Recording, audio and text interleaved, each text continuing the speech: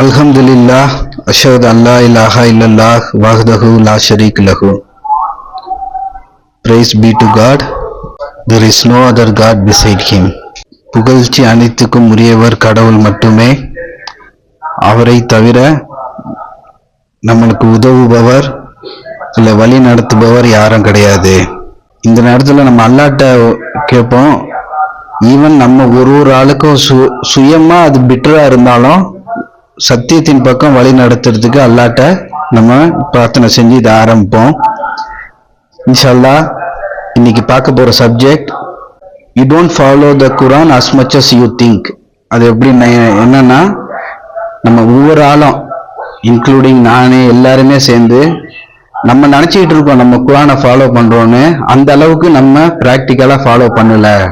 நம்மளுக்கு எது விருப்பமோ, நம்மளுக்கு எது சாட்டிஸ்ஃபை பண்ணுதோ, எது நம்மளுக்கு நிம்மதியா இருக்கிற மாதிரி நம்மளுக்கு தோணுதோ, நம்மளுக்கு எது கம்ஃபர்ட்டோ அதை மட்டும் நம்ம செலக்டிவா மட்டும் எடுத்துக்கிட்டு இதான் கரெக்டு, அதுக்கு இந்த இந்த மாதிரி இப்படி இருக்குல்ல, இதுக்காக தான் நான் இது பண்றேன் அப்படிங்கிற மாதிரி நம்மளே சாட்டிஸ்ஃபை பண்ணிக்கிறது தான் இருக்கும். ரியலா ட்ரூத்ஃபுல்லா நம்ம குரானை ஃபாலோ பண்றோம்னா நம்ம ரியாலிட்டியில அப்படி இருக்குமாங்கிறத கொஸ்டின் பண்ணி பார்த்துக்கணும். நம்மளோட செல்ஃப் சாட்டிஸ்ஃபேக்ஷன், எனக்கு இதான் கம்ஃபர்ட், நான் இப்படிதான் இருக்க முடியும் அப்படிங்கிற மாதிரி உள்ளதுல இருந்து கொஸ்டின் பண்ணி பார்க்கும்போது, பர்சனலா என்னன்னு சொல்லி பார்க்கும்போது நிறைய இடத்துல பெரிய ஃபெயிலியர். இப்ப நான் நினைச்சுக்கிட்டு இருக்கேன், நான் லா இலாஹா இல்லல்லாஹ் சொல்லிட்டேன், இல்ல குரானை மட்டும் ஃபாலோ பண்றேன், நான் ஒரு சப்மிட்டர்னு சொல்லிக்கிட்டாலும் ரியலிட்டியை பார்க்கும்போது பெரிய ஃபெயிலியரா இருக்கேன். அப்படி நம்ம ஒவ்வொரு ஆளும் அவங்கவுங்களோட உள்நோக்கி பார்க்கும்போது நம்ம எல்லாருமே ஃபெயிலியரா இருக்கோம். இது ஒரு ரொம்ப பெரிய வார்னிங்கா இருக்கு. ஏன்னா இப்ப ஒரு உதாரணத்துக்கு, இப்ப என்னை பத்தி கேட்கணும்னா, இப்ப என்னோட ஃப்ரெண்ட்ஸ் கிட்ட கேட்டா அவங்க ஒரு மாதிரி சொல்லுவாங்க, இல்ல என்னோட அத்தா அம்மாட்ட கேட்டா ஒரு மாதிரி. என்னை பத்தி அவங்களோட புரிதல் எப்படி இருக்குன்னு சொல்லிட்டு பார்க்கும்போது, இப்ப வேலை செய்யற இடத்துல இப்படின்னு சொல்லிட்டு, அதே மாதிரி என்னால பாதிக்கப்பட்டவங்கன்னு பார்க்கும்போது அவங்கள்ட்ட கேட்டா என்னை பத்தி மோசமா தான் வரும்.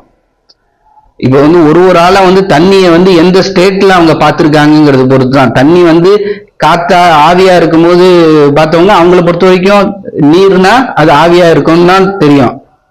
அதுக்கு இன்னும் 2 ஸ்டேட் இருக்கு, தண்ணியாவும் இருக்கும், அதாவது லிக்விட் ஃபார்மேட்லயும் இருக்கும், இல்ல சாலிடா ஐஸாவும் இருக்குங்கிறது அவங்களுக்கு தெரியாது. அவங்க அதை எக்ஸ்பீரியன்ஸ் பண்ணி பார்த்தா தான் அது அவங்களுக்கு தெரியும்.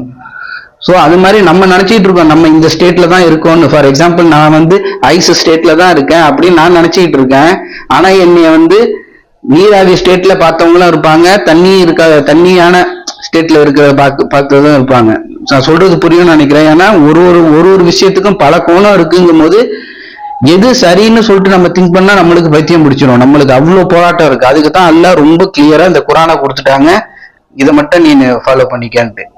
ஆனா இதுலயும் சைத்தான் எந்த அளவுக்கு டிசீவ் பண்ணுவான்னா, குரான்ல ஒரு வசனத்துல அல்லாஹ் சொல்றாங்கல்ல, they think they are following right அப்படின்னு நினைச்சிட்டு இருப்பாங்க, ஆனா கடைசியில அவங்க நரகத்துக்கு தான் போறாங்க அப்படின்னு அல்லாஹ் சொல்றாங்க. அதாவது அவங்க நினைச்சுக்கிட்டு இருக்காங்க சரியானது தான் ஃபாலோ பண்ணிக்கிட்டு இருக்கேன்னு. இதான் ஒரு பெரிய வழிகேடுதல் அப்படிங்கறத அல்லாஹ் சொல்றாங்க. கடவுள் இல்லைன்னு சொல்றவனை விட நான் நல்லதுதான் செஞ்சுக்கிட்டு இருக்கேன் அப்படின்னு நினைச்சுக்கிட்டு நம்ம தப்பான வழியில இருக்கிறது தான் பெரிய ஏமாற்றமா இருக்க போகுது மறுமையில அந்த நேரத்துல நிக்கும் போது. இன்ஷா அல்லாஹ் அந்த மாதிரியான ஒரு இதுல இருந்து நம்மளை காப்பாத்துன்னு, அதுக்கு நம்மளுக்குள்ளேயே இன்னும் நிறைய உள்நோக்கி பார்க்க வேண்டியது இருக்கு. இப்ப எப்படி தண்ணிக்கு வேற டிஃப்ரெண்ட் ஸ்டேட் இருக்கோ, காத்தாவும் இருக்கு, லிக்விடாவும் இருக்கு, இல்ல சாலிடா ஐஸாவும் இருக்குங்கும் போது நம்ம நம்ம நினைச்சிட்டு இருக்கோம் நம்ம இதுதான்னு, அப்படி கிடையாது அப்படிங்கிறது தான் தெரியுது. இன்ஷால்லா அதை பத்தி கொஞ்சம் டீப்பா இன்ஷால்லா பார்ப்போம். இந்த வசனம் அல்லாஹ் சொல்றாங்கல்ல, சூரா 12:106, and most of them do not believe in God except while they associate. அதான் கடவுளோட இணையை சேர்க்காம அவங்க கடவுளை மட்டும் அவங்க ஃபாலோ பண்ணல. அந்த இணை நம்ம நினைச்சுக்கிட்டு இருந்தோம் முதல்ல சிலை வழிபாடு, அதுக்கப்புறம் நினைச்சோம் இது காசு பணமாவும் இருக்கலாம், அந்த மாதிரி நினைச்சுக்கிட்டு இருந்தோம், வெல்த்தாவும் இருக்கலாம், குழந்தைங்களாவும் இருக்கலாம். இன்னொன்னு, நம்ம நல்ல காரியம் நினைச்சிட்டு இருக்கிறது நம்ம இதுதான் அப்படி நினைச்சிட்டு இருக்கிறதுமே கொஸ்டின் மார்க்கா இருக்கும். அது எப்படி நம்ம டிஃபரன்ஷியேட் பண்ணலாம்னா, ஒரு ரொம்ப நம்ம வந்து இதுதான் சரி அப்படிங்கறதுல வந்து ஒரு ஈகோயிஸ்டிக்கா நான் மாறவே மாட்டேன், நான் இப்படித்தான் இருப்பேங்கிறதே வந்து அல்லாஹ் சொல்றாங்கல்ல. இன்ஷால்லா அந்த வசனத்தை அடுத்தது பார்ப்போம். சூரா 12 வசனம் 103ல the most people do not believe அப்படிங்கிறாங்க. அதிகப்படியானவங்க நம்பிக்கையாளர்கள் இல்ல, நம்ப மாட்டாங்க அப்படிங்கிறாங்க. சோ எது நம்பிக்கை அப்படின்னு சொல்லி பார்க்கும்போது நம்மளுக்கு குரான்ல அல்லாஹ் வந்து ஃபர்ஸ்ட் நம்ம வந்து குரானை படிக்க படிக்க அதுல எவ்வளவு லேயர்ஸ் இருக்கு ஃபர்ஸ்ட் படிக்கும் போது ஒரு புரிதல் வரும். கொஞ்ச நாளைக்கு அப்புறம் திருப்பி அந்த வசனத்தை படிக்கும்போது இன்னும் இன்டெப்தா பார்க்கும்போது நம்மளுக்கு ரொம்ப, அதாவது நான் சரிதான் அப்படின்னு நினைச்சிட்டு இருக்கிற விஷயமே வந்து இல்ல தப்பு, இந்த விஷயத்துல சரி பண்ணணும். என்ன இப்போ எல்லாத்துக்கும் மேல வந்து இப்ப ஃபர்ஸ்ட் இறை நிந்தனை, யாராவது இறைவனுக்கு எகெயின்ஸ்டா ஸ்டாண்டு அப்படின்னு சொல்லிட்டு நம்மளோட இப்ப குரான்ல இருந்து நம்ம பார்க்கும்போது சைத்தான் அல்லாஹ் இந்த கட்டளைக்கு அடிப்பணியா மறுக்கிறான். அந்த நேரத்துல அவன் என்ன அல்லாஹ்வோ இறை மறுப்பாளரா அப்படின்னு கேட்டாக்கா அவனோட ஸ்டேட் இறை மறுப்பாளர் கிடையாது. ஆனா என்ன ஈகோ, நான் செய்யறது கரெக்ட் அப்படிங்கிற அந்த எண்ணம். சோ இந்த ஈகோ தான் நம்ம ஒவ்வொரு ஆளுக்குள்ளேயும் இன்னும் இன்ஹெரிட்டடா சைத்தான் கிட்ட இருந்து அப்படியே வழி வழியா வந்து நம்மளுக்குள்ளேயும் இருக்கு. நான் செய்யறது கரெக்ட், நான் இதை பிளெக்சிபிளா இருக்க மாட்டேன்னு இருந்தாக்கா அதான் பெரிய வழிகேடுதல். இதுல வந்து இப்ப எனக்குள்ளேயே நானும் பார்க்கும்போது நிறைய விஷயத்துல நான் அதுல ஃபெயில் ஆகுறேன், நான் எல்லா பக்கம் இல்ல அப்படிங்கிறது. சோ நான் செய்யறதுதான் கரெக்டுங்கிற ஸ்டாண்டே பெரிய தப்பு. அதை வந்து இன்ஷால்லா அதை நம்ம ஒரு ஆளா இப்ப வந்து இது வந்து எக்ஸாம்பிள் சொல்லி இப்ப இப்படி பண்றாங்கன்னு சொல்லிட்டு எக்ஸாம்பிள் சொல்றதோட ஒரு ஆளும் நம்ம இன்டர்னலா நம்ம திங்க் பண்ணிக்கிட்டு நம்ம சரி பண்ணிக்க வேண்டியது இருக்கு. அது ஒரு ஆளுக்கு மாறும். ஒரு ஆளு வந்து மேபி கோவப்பட்டு பேசலாம், ஒரு ஆளு வந்து தப்பான வார்த்தையை உபயோகிக்கலாம், இல்ல ஒரு ஆளு வந்து நான் செய்யறதுதான் கரெக்ட் அப்படிங்கிற ஸ்டாண்ட்ல விடாப்பிடியா இருக்கலாம். இப்படி வந்து எப்படி வேணாம இருக்கலாம். ஆனா ஒரு ஆளும் இன்டர்னலா அவங்களுக்குள்ள என்ன தப்பு அப்படிங்கிறத நம்ம சரி, அதுக்கு ஒரே ஸ்கேல் என்னன்னு பார்த்தாக்கா அல்லாஹ் அந்த குரானை கொடுத்துருக்காங்க. இந்த குரான்ல ஒப்பிட்டு பார்த்து சரி பண்ணிக்க வேண்டியதுதான், வேற எந்த ரெஃபரன்ஸும் தேவையில்லை, அந்த குரான் மட்டும் நம்மளுக்கு போதும். இதுல வந்து ஒரு வசனத்தை சொல்லிட்டு அப்புறம் வந்து ஒரு இமேஜினரி ஸ்டோரி இருக்கு, அது இன்ஷால்லா பார்ப்போம். சூரா 2 வசனம் 170.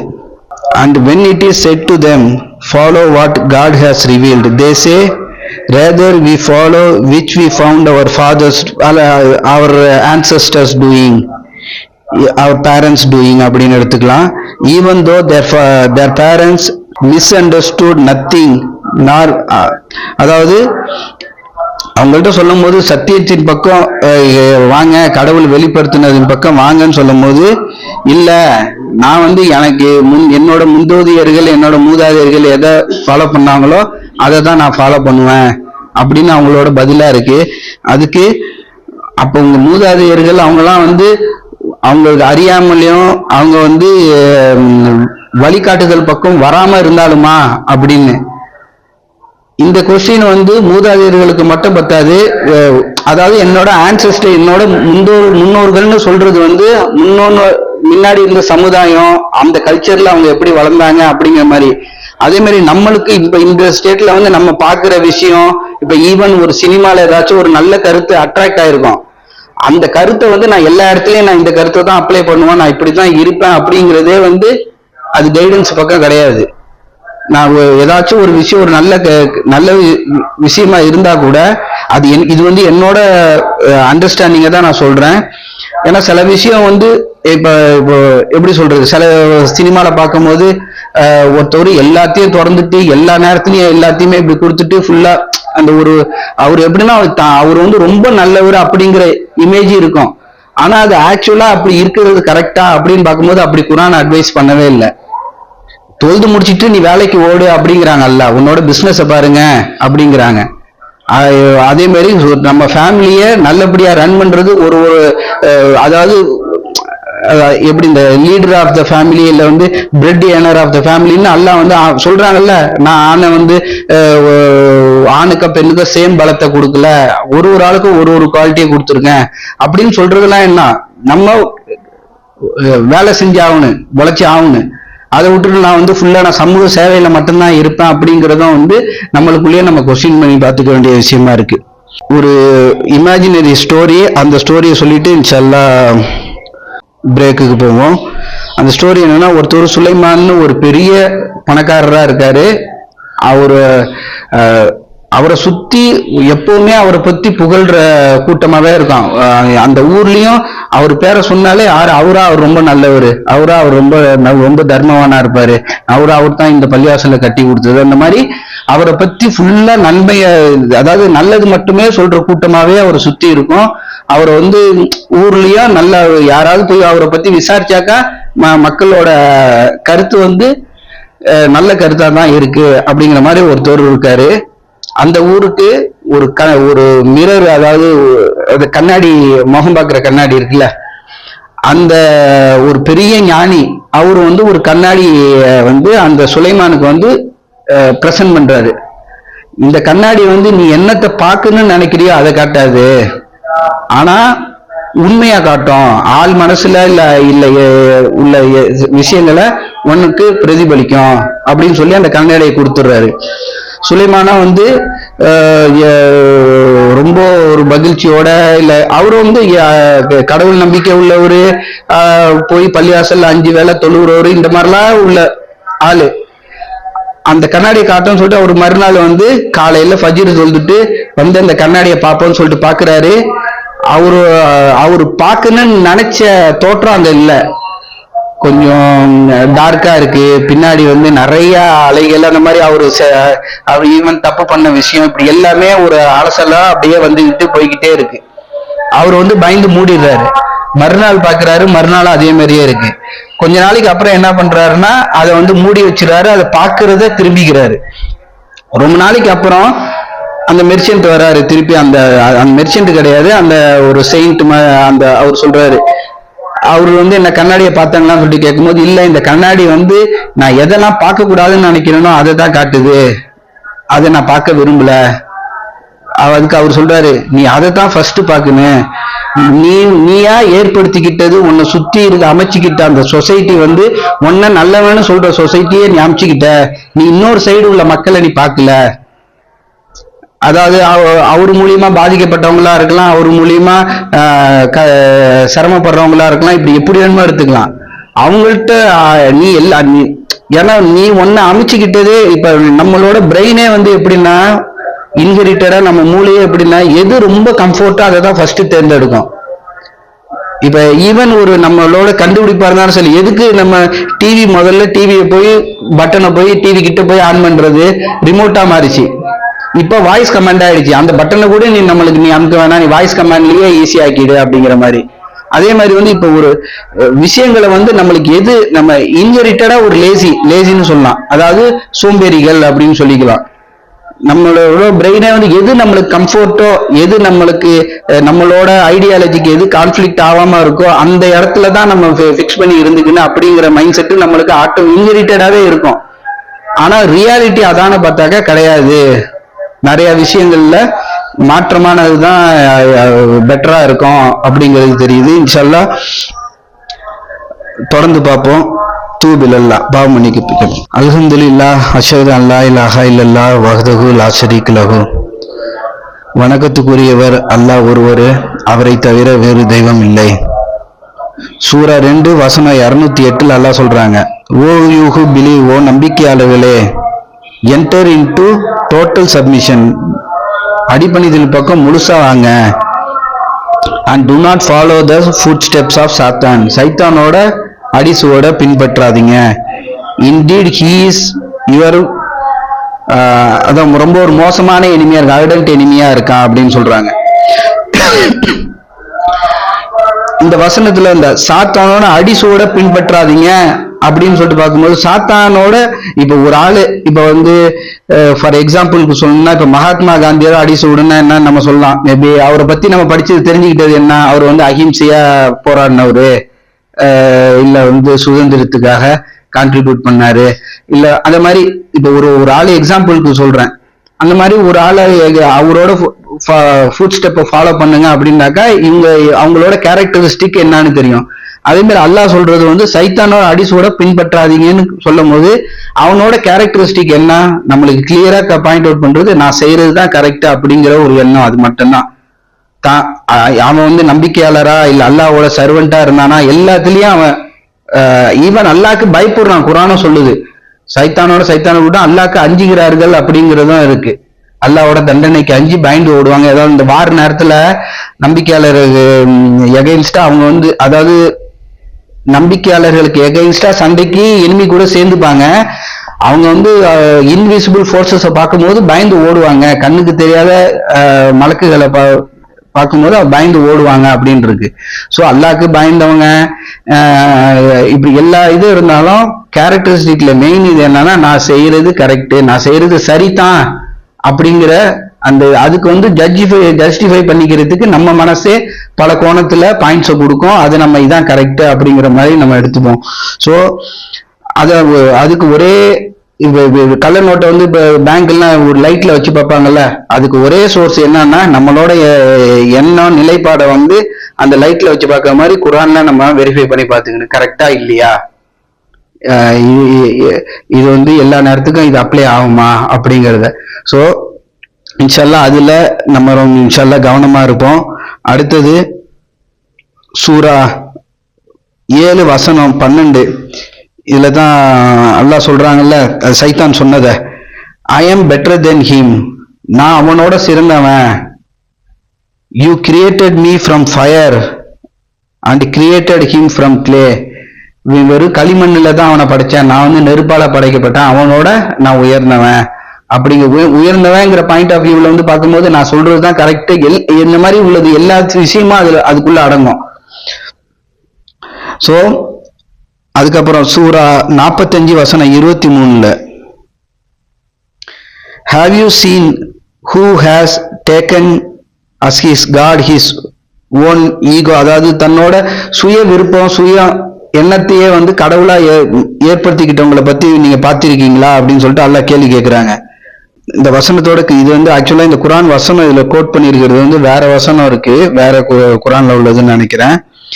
இந்த வசனத்துல அல்லாஹ் என்ன சொல்லுவாங்கன்னா, தன்னோட சுய ஈகோவையே கடவுளா ஆக்கி கொண்டவனை பத்தி நீங்க பார்த்திருக்கீங்களா அப்படின்னு சொல்லிட்டு அல்லாஹ் கேள்வி கேட்டுட்டு, அல்லாஹ் அவனை டியூ டு அவன் போக்குல அப்படியே வழிகேட்டுல விட்டுறாங்க. அண்ட் சீல் அவனோட காதுகள் அடைக்கப்பட்டுரும், எந்த சொல்ல அவனுக்கு ஏத்துக்க மாட்டாங்க. அண்ட் அவனோட பாதையிலையும் திரையிட்டுருவேன். இந்த நிலையத்துக்கு அப்புறம் யாரு அவனை கைட் பண்ண முடியும்? கடவுளோட நாட்டை மட்டும்தான் அப்படிங்கிறது அல்ல, கடவுள் நாடினா மட்டும்தான், கடவுளால மட்டும்தான் கைட் பண்ண முடியும். This will be a reminder அப்படின்னு சொல்லிட்டு அல்லாஹ் நம்மளுக்கு சொல்றாங்க. ஸோ நம்ம அந்த ஸ்டேட் பக்கம் அந்த நிலைக்கும் நம்ம போயிடக்கூடாது. ஒரு ஸ்டேஜுக்கு வரைக்கும் தான் அல்லாஹ் வந்து நம்மளுக்கு இத சொல்லிக்கிட்டு இருப்பாங்க, அல்லாஹ் நம்மளுக்கு விஷயத்தை கொடுப்பாங்க. அல்லாஹ் டிசைட் பண்ணிட்டாங்க வழிகேட்டில் பக்கம் நம்ம விட்டுருங்க அப்படின்னு சொல்லிட்டு டிசைட் பண்ணிட்டாங்கன்னா அதுக்கப்புறம் யாரும் நம்மளை கைட் பண்ண முடியாது. நம்ம கண்ணுல திரை இடப்பட்டுரும், காதும் நல்ல விஷயங்கள் பக்கம் செவிட்டு தனமா போயிடும். நான் செய்யறதுதான் கரெக்ட் அப்படிங்கிற எண்ணத்துல முழுமையா அல்லாஹ் விட்டுருவாங்க. இது வந்து சூரா 45 வசனம் 23. இது வந்து ஒரு பெரிய வார்னிங்கா இருக்கு நம்ம இன்ஷா அல்லாஹ். அதுக்கப்புறம் சூரா 75 வசனம் 14-15 மறுமை நாள்ல தனக்கே எகைன்ஸ்டா விட்னஸா இருப்பாங்க. மறுமை நாள்ல நம்ம விட்னஸ்ல நிக்கும் போது நம்மளுக்கு எகைன்ஸ்டா நம்மளே தான் இருக்க போறோம். ஏன்னா வெளியில வந்து இப்ப அந்த ஸ்டோரியில நம்ம பார்த்த மாதிரிதான் அவர் சுத்தி இருக்கிற சர்க்கிள் எல்லாரும் அவருக்கு வந்து கிரீன் டிக்கு கொடுத்துருவாங்க, இவர் பாஸ் இவர் பாஸ் இவர் பாஸ்ன்ட்டு. நமக்கு நம்மளே இது போடும் போது இல்ல நான் இதுல ஃபெயிலு அப்படிங்கிறது தான் நம்ம போட்டுப்போம். ஸோ அதுலயே நம்ம ரொம்ப கவனமா இருக்குன்னு நம்மளுக்கு நாமளே ஜட்ஜ் பண்ண போறதும் அந்த நேரத்துல இருக்கு. நம்மளோட சுயம் வெளியில வர்றது அதுல நம்ம கரெக்டா இருக்குன்னு. அடுத்தது நம்ம அப்புறம் இன்னொன்னு ஒரு பெரிய டிசீவிங் திங், பெரிய நம்மளுக்கு நம்மளோட மூளையை மழுங்கடிக்கக்கூடிய விஷயம் என்னன்னா, நான் இது பண்ணேன் ஏன்னா அப்படின்னு சொல்லிட்டு நம்ம ஒரு ரீசன் நம்ம ஒண்ணு வச்சிருப்போம். எதுக்குன்னா இப்படி இந்த ரீசனுக்கு, அந்த ரீசன் வந்து எல்லா நேரத்திலயும் இதாகுமா? நீ புரியுது இல்ல நான் சொல்றது? இப்ப வந்து எப்படி சொல்றது, இப்ப தண்ணிய போய் அள்ளிட்டு வானா, நான் பார்த்தது வந்து ஐஸா இருக்கும். தண்ணி அள்ளிட்டு வானா நான் மேபி ஒரு ஒரு பேக் எடுத்துட்டு போய் அந்த ஐஸ் கட்டிய பேக்ல போட்டு எடுத்துட்டு வந்துடலாம். நான் இந்த பேக் எடுத்துட்டு வந்தேன் ஏன்னா நான் பார்த்த நேரம் ஐஸ், இப்ப அது தண்ணியா இருக்கு, அதுக்கு நீ வந்து பேக்ல தண்ணியை ஊத்தி எடுத்துட்டு போக முடியாது அப்படிங்க.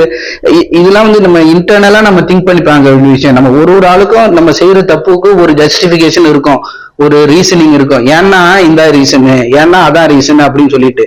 ஆனா மறுமையில இந்த சாக்கு போக்கு எதுவுமே கிடையாது. நம்மளே நம்மளுக்கு எகென்ஸ்டா சாட்சிக்கு இருக்க போறோங்கும் போதே அதுலயே முடிஞ்சிருச்சு. நம்மளோட இன் அண்ட் அவுட் ஃப்ரண்ட்ல எல்லா அல்லாஹ்க்கு முன்னாடி சமர்ப்பிக்கப்பட போகுது. அப்படிங்கும் போது நம்ம இன்ஷால்லாஹ் நம்ம கவனமா இருப்போம். சூரா 7 வசனம் 179 அல்லாஹ் சொல்றாங்க, இது நரகத்தை வந்து மனிதர்களுக்கும் ஜின்களுக்காக அல்லாஹ் படைச்சிருக்கான் அப்படிங்கறத சொல்லிட்டு அவங்களோட